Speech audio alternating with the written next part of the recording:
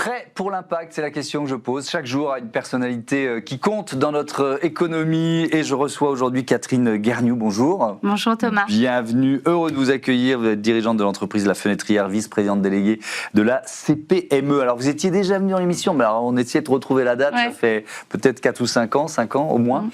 C'est quoi La Fenêtrière ? Eh bien, La Fenêtrière, en fait, c'est une entreprise familiale qui a 42 ans cette année, que j'ai repris moi en 2005. On est fabricant de menuiserie extérieure. Quand on parle de menuiserie extérieure, c'est de fenêtres. Ouais.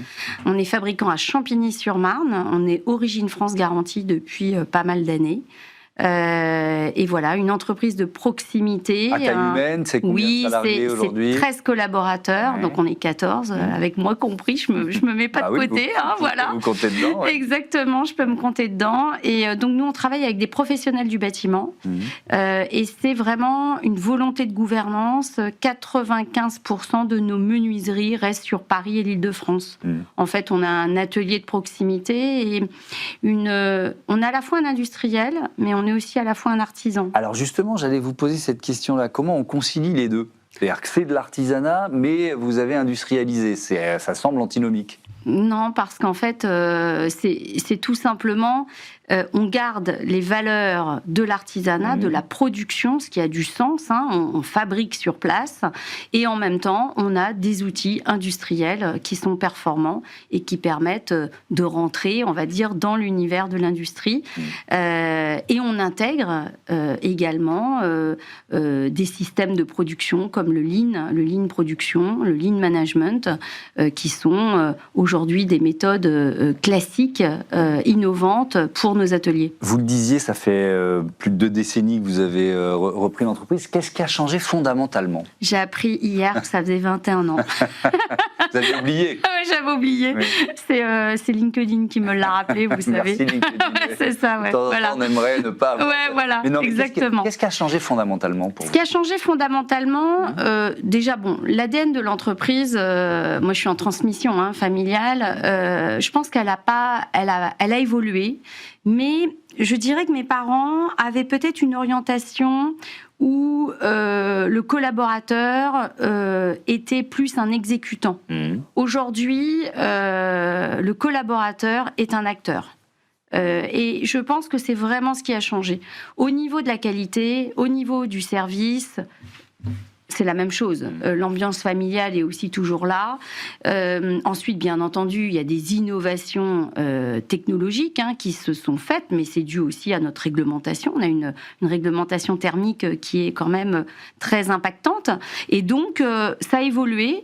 Mais je pense que vraiment, le changement, ça a été la posture du collaborateur. Ouais, alors ça, c'est un élément important. Il y en a un autre qui est l'engagement environnemental. Je vais vous citer depuis 10 ans, je milite en faveur de la fabrication française du circuit court, à la fois évidemment pour dynamiser l'économie locale, mais aussi par conscience éco-citoyenne.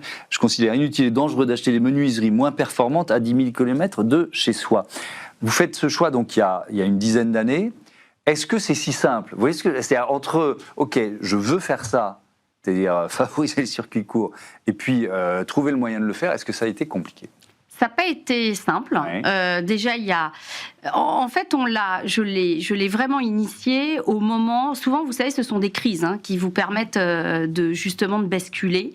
Et cette bascule, en fait, je l'ai opérée au moment où on a eu de l'importation massive des pays de l'Est, avec des prix qui étaient ultra compétitifs. C'est toujours le cas, mais aujourd'hui, je trouve que c'est un petit peu moins présent. Et donc là, je me suis dit, sincèrement, économiquement, c'était hyper compliqué. On a dû arrêter une chaîne de production, donc c'est quand même un impact. On a licencié économiquement 4 salariés. Enfin, ça a été dur pour l'entreprise. On a dû emprunter parce qu'on avait des difficultés de trésorerie. Ouais. Donc ça a vraiment été une période difficile. Au point d'avoir peur pour la pérennité de l'entreprise ? Ah bah bien sûr. Ouais. Ah bah bien sûr. Moi, la première, pendant plusieurs mois, je ne me suis pas payée. Dans ces cas-là, vous savez, c'est justement l'entrepreneur qui prend des risques. C'est vraiment ces périodes-là où vous vous dites, vous faites face en fait aux difficultés de l'entreprise. Mais j'ai bien fait. J'ai bien fait parce que, en même temps, j'ai reposé notre chaîne de valeur. Et quelle était notre chaîne de valeur ? De la production locale, du service, de la rapidité, de la proximité, de la réactivité. Et ça, vous ne l'avez pas quand vous achetez des menuiseries à 10 000 km. De même, comme vous le voyez, quand on voyage et quand on est à travers la France, on a des modes constructifs qui sont complètement différents. Nous, notre mode constructif, c'est un mode constructif, on fabrique des fenêtres pour Paris et pour l'Île-de-France. On ne fabrique pas des fenêtres pour le nord de la France, pour le sud de la France, elles sont adaptées à notre région. Quand vous importez des fenêtres des pays de l'Est ou du sud de l'Europe, désolé. Elles sont standards, quoi. Elles sont standards, elles ne sont pas du tout adaptées. Et c'est comme ça aussi que malheureusement, ça dégrade la qualité des produits. Alors, donc ça, c'est la volonté de départ. Et vous dites, j'ai réussi et j'ai bien fait parce que sauvetage d'entreprise. Ensuite, il faut trouver quoi? Des partenaires, des entreprises avec qui vous allez travailler, sur la durée? Comment vous avez fait? C'est un tout. Déjà, il faut avoir des convictions. Je pense que c'est la première des choses. Et avoir une gouvernance solide. Et ça, déjà, je pense qu'il faut partir de ce point de départ. Ensuite, effectivement, il y a tout l'écosystème que nous avons autour de nous. Les fournisseurs. Nos fournisseurs étaient déjà français. Donc, la traçabilité, elle est assurée. Et c'est comme ça, d'ailleurs, on a décidé de devenir Origine France Garantie. Et puis, vous vous entourez aussi d'acteurs locaux. Et vous vous apercevez que vous tombez dans un vortex vertueux, justement, du local. Ensuite, nous avions déjà nos clients. Ouais. Nos clients, ils ont été goûtés. Ce qui se passait en dehors de nos frontières. Et ils sont assez rapidement revenus parce qu'ils se sont aperçus qu'ils n'avaient pas le service, qu'ils n'avaient pas cette proximité, qu'ils n'avaient pas l'écoute. Vous dites on est un atelier du dernier kilomètre. Oui, bien sûr. À Champigny-sur-Marne, on approvisionne les chantiers de proximité.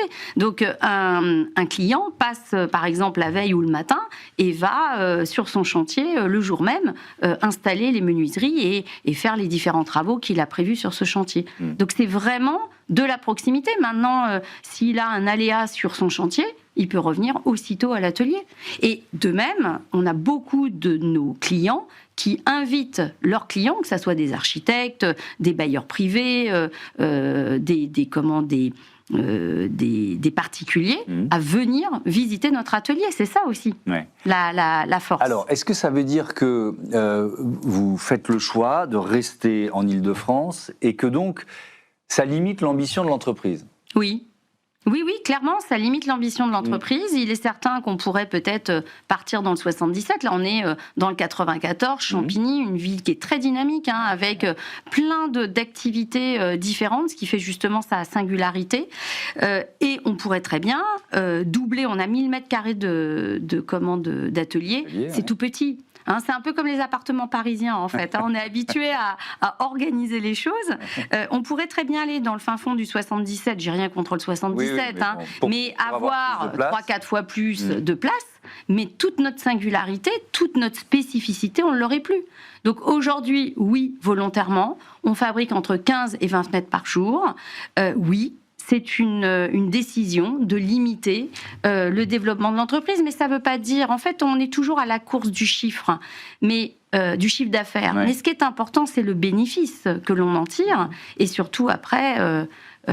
comment vivre aussi dans cette entreprise. Donc, il y a des années qui sont plus compliquées que d'autres, il y a des années qui sont plus prospères. Quand elles sont plus prospères, on investit, et d'ailleurs, on a fait toute la rénovation énergétique de notre bâtiment.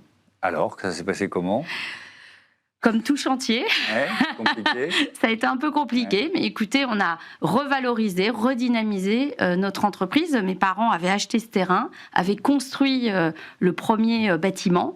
Aujourd'hui, il est beaucoup plus harmonieux. Et vous voyez, ça m'a fait plaisir. Un client, il y a 1 an et demi, passe et me dit Catherine, maintenant, votre atelier est à l'image de l'entreprise que vous avez su faire évoluer. Donc je pense que c'était...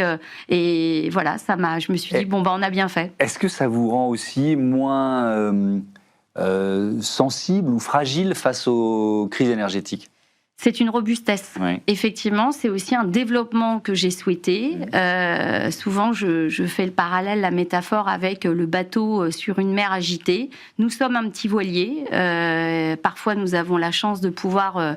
larguer plus facilement les voiles. Et puis il y a des moments, effectivement, on est vraiment obligé de border parce qu'on sent que c'est un peu plus compliqué. Et en ce moment, c'est plus compliqué. Alors c'est la question que j'allais vous poser. Là, on est dans un contexte. Alors, on va voir, hein, mais c'est vrai que la guerre au Proche-Orient depuis 6 semaines. Oui, peut-être un peu plus même. Et vous en voyez assez vite, vous en avez vu assez vite les effets ? Écoutez, ça a été quasiment direct. Alors déjà, il faut savoir que dès qu'il y a des événements sur Paris et l'Île-de-France, ça bloque très rapidement les rendez-vous de chantier. Ça, c'est quelque chose... voilà, il y a un impact de suite. Ouais. On a une chute des demandes, une chute d'activité qui s'opère quasiment instantanément. Deuxième événement, de suite, on a commencé à entendre que la surcharge énergétique allait revenir. La surcharge énergétique, c'est cette augmentation que nous avions eue au moment de la guerre en Ukraine, qui avait un petit peu tardé, parce que je pense que tout le monde, au tout début de la guerre en Ukraine, était dans l'observation. Et ensuite, on a vu la surcharge énergétique sur l'ensemble de nos matières premières. Et là, elle est arrivée, mais quasiment instantanément. Ça veut dire que les matières premières que vous achetez vous ont coûté très vite plus cher, c'est Oui, ça ? alors en fait, on a notre tarif de base, et à la fin de chacune de nos factures, on a une surcharge énergétique. Aujourd'hui, par exemple, pour le PVC, elle est de 9,7 chez notre gamiste. Sur le vitrage, on est à 3,5. Et là, on nous annonce l'augmentation aussi de l'aluminium. Et ça a été quasi instantané. Qu'est-ce que ça représente pour une entreprise, pour une PME comme la vôtre? C'est-à-dire que vous n'allez pas répercuter ça directement sur vos clients, vous le faites, vous ne pouvez pas le faire? Comment ça? Alors en 2022, je m'étais dit, bon, on prend un petit peu de recul, vu déjà la situation qui était celle qu'elle était, je m'étais dit, bon, on prend un petit peu de recul. Ça nous a coûté très cher fin 2022. Vraiment, on a eu une baisse du bénéfice qui a été nette. Dû justement à cette répercussion que j'ai fait trop tardivement. Donc là, cette année, un peu, je pense, comme les industriels avec lesquels nous travaillons, on a eu exactement la même réaction, c'est-à-dire de suite, on a réintégré la surcharge. Alors, il ne faut pas non plus se faire peur, parce qu'on a toujours... il y a quand même beaucoup d'annonces qui sont très anxiogènes. Sur une fenêtre, par exemple, de 600 €, c'est 25 €. Donc... bon, il y a un coût, mais je pense que ce coût est quand même absorbable. Et acceptable ? Oui. Parce que vous voyez ce que je veux dire, là, acceptable par des clients qui sont bien conscients du contexte géopolitique. On n'accepte jamais, surtout que sur un chantier, vous allez additionner. Il n'y a pas que la menuiserie, il peut y avoir de la peinture, il peut y avoir de l'isolation, changement il peut y avoir de l'électricité. Enfin voilà, c'est pas uniquement lié à une menuiserie. Donc il est certain qu'on a toujours du mal à absorber les augmentations. Ça, c'est certain. Mais ensuite, il y a un contexte. Je pense que quand même, on a encore une belle vie en France et je pense que souvent, on le néglige. Donc, amenons aussi un peu de positivisme dans ce monde très qui est quand même qui aujourd'hui anxiogène. À minima, voilà. Je cherchais le mot anxiogène. Vous dites il faut faire du beau, de l'utile et du durable. Ça donne le sourire tout de suite. Bien sûr. Est-ce que c'est facile à mettre en œuvre? Du durable, par exemple, ça veut dire quoi? Oui, parce que le beau, c'est assez facile. L'utile, voilà. On espère qu'une menuiserie va être utile. Alors, du durable, c'est un petit peu plus compliqué et c'est là où ça a été très intéressant. On a beaucoup développé sur ces dernières années. On a travaillé avec la BPI. On a fait une éco-conception. C'est très intéressant, où en fait, on travaille sur la circularité complète de notre fenêtre. Et suite à cette éco-conception, nous avons décidé justement d'augmenter la durée de vie de nos menuiseries. Parce qu'on le sait, de toute façon, toutes nos activités humaines ont un impact sur l'environnement, sur notre terre. Et donc, si nous voulons avoir moins d'impact, moins de pression, je pense que c'est à chacun de voir comment il peut diminuer cet impact. Et le fait d'augmenter la durée de vie d'une menuiserie, forcément, vous diminuez l'usage de matières premières, la consommation massive que l'on peut avoir en ce moment sur beaucoup d'autres produits. Et donc, à travers cette éco-conception, nous en avons déterminé un axe stratégique qui est d'intégrer dans notre menuiserie un QR code de traçabilité. Ok. Et en même temps, un QR code en fait qui permet de faire comprendre à l'utilisateur final, que ce soit un privé, un public, peu importe, mais comment une fenêtre va pouvoir durer plus longtemps dans le temps.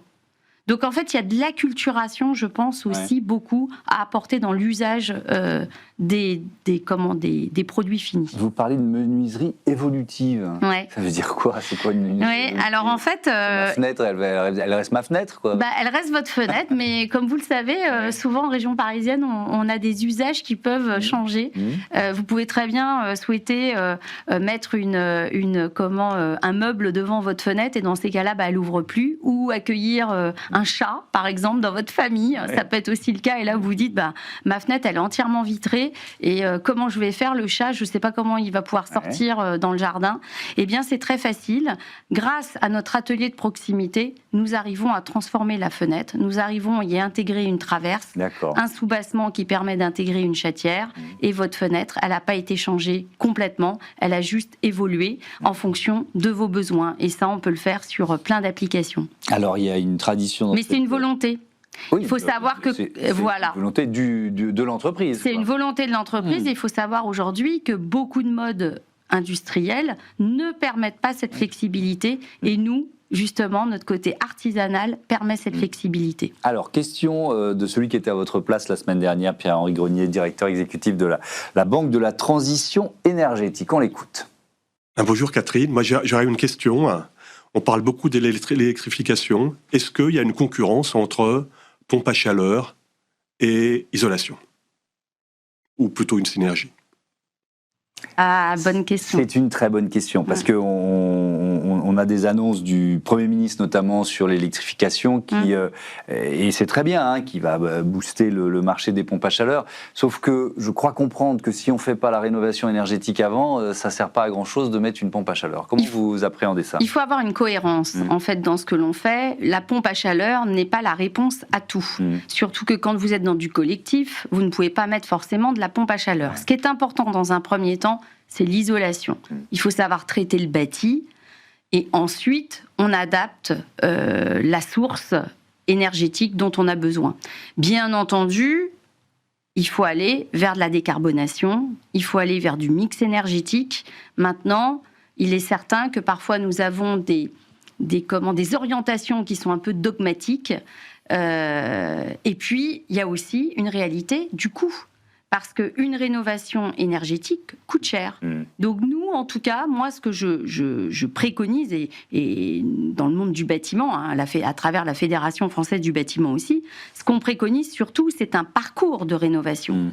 Parce que la rénovation, elle est lourde, et donc il faut savoir travailler l'enveloppe et également travailler ensuite toute la partie technique du bâtiment, du logement, du bâtiment tertiaire que l'on peut avoir. Ma prime rénov, elle fonctionne à peu près Non, c'est une catastrophe. Ma prime rénov, c'est toujours des start and stop, c'est des budgets qui sont très orientés, et ça c'est très bien vers les ménages en plus grande difficulté, donc ça c'est quelque chose de très bien, mais on a des gros points de blocage sur des dossiers. Il y a des entreprises qui se substituent aux particuliers et donc qui avancent l'argent, et aujourd'hui on a des gros problèmes de remboursement pour certaines des entreprises. Ensuite, il y a eu beaucoup d'annonces, on y va, on arrête, et ça a été très préjudiciable. Là, on est redevenu à quelque chose de beaucoup plus stable, et donc ça y est, on commence à en revoir le bénéfice. Mais il est certain qu'en fait, il faut qu'on ait des politiques qui soient sur du long terme. Là, on est en permanence, on avance, on arrête, on avance, on arrête, c'est pas assez bien budgété. Donc ça, c'est pas possible. Mais c'est n'y toucher plus, c'est un outil qui permet, c'est un accompagnement qui permet de répondre à une partie de la population française. Maintenant, ça ne répond pas non plus à celle qui, justement, a la possibilité de faire de la rénovation. Et là, il faut que ça soit un peu plus incitatif. Alors, il existe les C2E, mais les C2E ne sont pas non plus d'une grande clarté. Donc, il faut vraiment un programme, mais national, pour embarquer les gens vers la rénovation énergétique et vers une évolution de cette rénovation. Le dogmatisme de dire il faut faire tout d'un coup, oui, ça c'est le monde idéal. Nous, les entreprises du bâtiment, bien entendu qu'on est très heureuse de faire de la rénovation. Sauf que tout le monde ne peut pas se la payer. Mais tout le monde ne peut pas se la payer. Donc il faut savoir ajuster, adapter. D'ailleurs, je pense que nous, en tout cas, on est dans un monde qui est de plus en plus fluctuant et je pense que nos pouvoirs publics peuvent comprendre que nous, en tout cas, les entreprises, on s'adapte régulièrement. Alors là, vous commencez à parler comme vice-présidente déléguée de la CPME. Oui.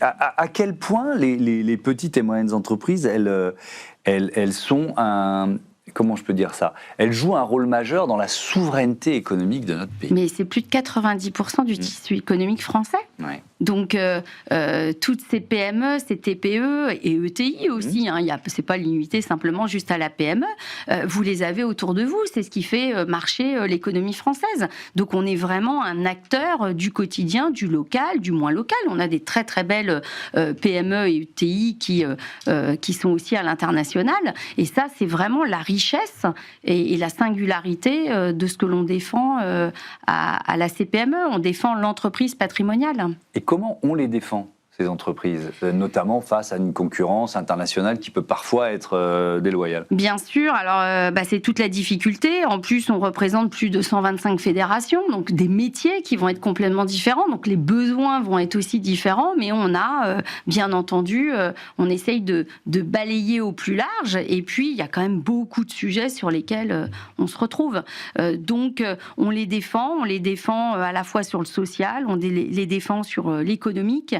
Ce qui est important aussi, on a eu un gros travail sur la réindustrialisation, parce que ça, je pense que c'est la robustesse de la France, de travailler sur cette réindustrialisation. Il y a un gros travail qui a été fait par une de mes collègues, Clarisse Maillet, et toute l'équipe de la CPME, justement, sur cette réindustrialisation. Mais est-ce qu'on n'est pas encore un peu au stade de l'incantatoire sur la réindustrialisation ? Il y a la volonté des politiques, et puis il y a... les chiffres et bien derrière, il y a des difficultés. Il y a des difficultés parce que nous avons des PLU qui ne le favorisent pas forcément. Nous avons des plans locaux d'urbanisme. Nous avons également de la surtransposition de l'Europe. Donc il faut aussi pouvoir harmoniser le tout. Et il faut au contraire que l'Europe devienne vraiment une force motrice, mais pas une force qui désaccélère en fait l'activité. Et vous avez entièrement raison. Je pense que il y a encore beaucoup de choses à faire sur nos territoires de façon à vraiment redonner une dynamique. Parce que à côté d'une réindustrialisation, il faut aussi l'infrastructure. Il faut aussi qu'il y ait du logement. On sait très bien que c'est hyper tendu en France aujourd'hui. On a une politique du logement qui commence à renaître, mais pendant des années, on a été sur des difficultés énormes. Puisqu'on parle de rapport avec les politiques, de messages à faire passer, le bon interlocuteur d'une PME, c'est le maire ? Le maire, oui. Ouais. Oui, franchement... Ou la communauté de communes. Oui, la commune. Voilà, exactement. Ouais. Ça, je pense que déjà, c'est un premier lien qui est très important. Les députés également, députés, sénateurs. Moi, j'apprécie aussi cette relation. Mais après, vous savez, ça dépend des hommes et des femmes. Tout le monde n'est pas forcément à l'écoute non plus de l'entreprise. Après, on a tout le réseau consulaire. On a les chambres des métiers, les chambres de commerce qui sont aussi très présentes sur les territoires. Pardon, est-ce qu'il n'y a pas une lassitude des chefs d'entreprise vis-à-vis des politiques ? Ah si, de toute façon on le voit au moment des urnes. Aller se tourner vers les politiques pour, j'ai pas besoin d'eux pour faire avancer ma boîte. C'est tout le paradoxe, c'est qu'en fait on peut avancer sans eux, et je pense que l'économie française en tout cas le démontre chaque jour, et en même temps on a aussi besoin d'eux, parce que quand on voit qu'un PLF n'est pas voté, il n'est pas voté projet de loi de finances, pardon, il n'est pas voté où, il n'est pas voté à l'Assemblée nationale. Et ça c'est des points de blocage, et ça on en est quand même impacté directement sur nos territoires, dans nos entreprises. Aujourd'hui, nous avons des retards de trésorerie qui sont liés à un PLF qui est arrivé tardivement. On n'en parle pas assez. Et voyez, le PLF a été voté début d'année. Eh bien, il est censé être voté fin décembre. Même un petit peu avant. Et même un peu avant, il a été voté mi-janvier, mais le temps de la mise en application, c'est facilement 2 à 3 mois de retard. Eh bien, aujourd'hui, on le ressent. Nous avons tous, quasiment, les entreprises des retards de trésorerie qui sont liés justement à ces PLF tardifs. Donc c'est là où en fait toute la difficulté, c'est qu'une entreprise s'est avancée sans les politiques, mais il y a un moment où notre 5e République en tout cas, l'organisation comme elle est, il y a des points de blocage. Et en même temps, clairement, ce qui crée aussi des tensions et ce qui est aussi le résultat des urnes, malheureusement, et des taux de participation. Oui, effectivement, qui sont de plus en plus faibles à toutes les élections, même aux municipales, alors qu'on s'attendait à une participation. Le soir d'élection, je trouve ça toujours très drôle quand tout le monde, il y a une forme d'excitation sur le nombre et sur les pourcentages, mais il faut voir aussi les gens qui ne se déplacent pas. Les gens qui ne vont plus voter. Exactement. Effectivement. Merci beaucoup, Catherine Guergnoux, d'avoir participé à ce grand entretien. On se retrouve dans quelques semaines, parce que Bismart accompagne la CPME dans l'organisation de son événement annuel, c'est la grande assemblée des entrepreneurs, 25 juin prochain. Notez déjà le rendez-vous. La chaîne sera l'un des principaux partenaires médias et plus de 4000 personnes qui sont attendues dans un cadre prestigieux au Parc des Princes. On se retrouvera là-bas. Avec grand plaisir. Beaucoup. On passe tout de suite à notre rubrique Start-up.